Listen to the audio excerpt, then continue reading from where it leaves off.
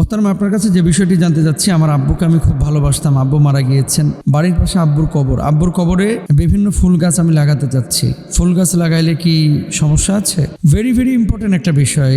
আমরা প্রথমত এই ধরনের কাজগুলোকে নিরুৎসাহিত করি। এখন আপনি যদি শুধু চিহ্নিত করার জন্য ফুল গাছ লাগিয়ে রাখেন, আপনার এই গাছ লাগানোটা হারাম না। তবে চুনকাম করা এবং কবরের উপরে স্ট্রাকচার দাঁড় করানো, ফ্রেম দাঁড় করানো, টাইলস লাগানো, মার্বেল পাথর লাগানো, ছাদ দেওয়া, ঘরের মতো তৈরি করা, মাজারের মতো তৈরি করা সম্পূর্ণরূপে হারাম, জায়েজ নেই। কবরকে অতি ভক্তি, ভালোবাসা, শ্রদ্ধা, এটা আসলে আমরা না বুঝে অনেকে করি। ওলাক্কাত কাররামনা বানি আদম, আল্লাহ তাআলা বলেছেন যে বনি আদমকে আল্লাহ তাআলা সম্মানিত করে বানিয়েছেন। দাফন যাকে করা হয়েছে, কবর উপরে বসতে নবীজি নিষেধ করেছেন, কবর উপর দিয়ে হাঁটতে নিষেধ করেছেন, কবর উপর দিয়ে রাস্তা বানাতে নিষেধ করেছেন। কোনো কারণে ধরেন আপনি কবরস্থ করেছেন একজন ব্যক্তিকে, এখন এখানে রাস্তা বানানোর প্রয়োজন। ইসলাম শরীয়তের বিধান কি?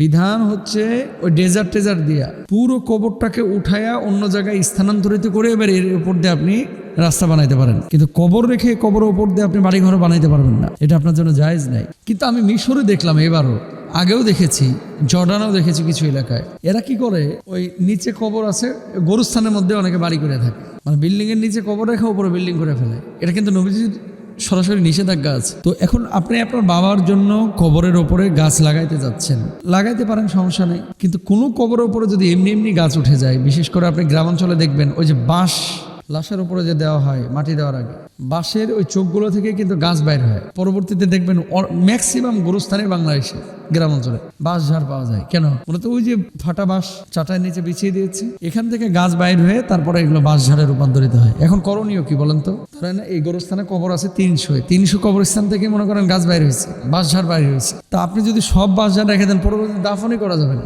কি করবেন? এই ঝাড়ের বাঁশ কেটে ফেলবেন। আর যদি স্পেস বেশি থাকে আপনি রাখতে পারেন। অনেকে এখন কি করে, আমি মাহফিলে গিয়ে দেখলাম পাবনা না সিরাজগঞ্জ, ওরে ভাই, গোরস্থান না বাসর ঘর বানাইছে আল্লাহ জানে। মানে পুরো গোরস্থানটা, মসজিদ এত সুন্দর না, গোরস্থানটাকে যতটা সুন্দর করে রাখছে। মাহফিলের পরে ওরা কালেকশন করলো, বস্তার বস্তা টাকা মানুষ দান করছে ভাই, বস্তা, ব্যাগ না। মানে এত টাকা কেন?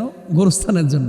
আমি কমিটিতে জিজ্ঞেস করলাম, ভাই এত টাকা আপনি গোরস্থানে কি করবেন? গোরস্থানটারে ঘিরে প্রতিটা দেয়ালের আপনার ওই যে বিমের পাশাপাশি কালারিং লাইট লাগাইছে পার্মানেন্ট, আবার গোরস্থানের মাছ দিয়ে টাইলস, তারপরে মনে করেন রাস্তাগুলো একেবারে মনে করেন মাওয়া এক্সপ্রেসওয়ের মতো বানায় রাখছে। মানে এত সুন্দর করে রাখছে।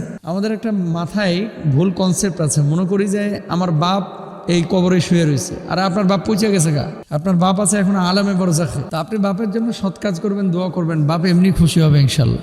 গাছ লাগাবেন যদি প্রয়োজন মনে করেন, চিন্নায়নের জন্য লাগাইতে পারেন, তবে এটা শরীয়ত আপনাকে উৎসাহিত করে না। বাপ মার জন্য কি করবেন? দোয়া করবেন, নিজে নামাজ পড়বেন, সদাকা করবেন, সৎ কাজ করবেন, ভালো কাজ করবেন, ঠগাবেন না মানুষকে, বাপ মাকে ঠগাবেন না, বাপ মাকে অভিশাপ দেবেন না, বাপ মার আমানতের খেয়ানত করবেন না, বাপ মা কোনো ওয়াদা করে গেলে সেগুলো বাস্তবায়নের চেষ্টা করবেন। এগুলো আপনার দায়িত্ব। বাপ মা মরে যাওয়ার পরে কোনো খবর নাই, এগুলা প্রতি বছর একবার করে মিলাদ দেয়, আর প্রতি সপ্তাহে কবরে যায় একটু পানি টানি দেয়, এটারে মনে করে যে আব্বা খুব ভালো থাকবে কবরে। না, যেগুলো বললাম এগুলো করেন, নিজে সৎ কাজ করেন। আর এমনি এমনি অনেকে ওই যে পিচ্ছি বলে আম খেয়ে আঠি ফেলছে কবরস্থানে, আছে না, যে ফিক্কা মারছে, ওখান থেকে আম গাছ উঠছে, ওখান থেকে পেয়ারা গাছ উঠেছে। অনেক গোরস্থানে আমি দেখেছি পেয়ারা গাছ, অথবা পাখি বাদুড়ে এসে মলত্যাগ করেছে, ওখান থেকে গাছ বাইর হয়েছে। এমনি এমনি যদি কোনো গাছ উঠে যায় কবরস্থানে, ওই গাছের ফল কিন্তু খাওয়া যায়। অনেকে আবার এটা খায় না, কোনো সমস্যা না, আপনি খেতে পারবেন। আল্লাহ তাআলা আমাদেরকে বুঝদান করুক।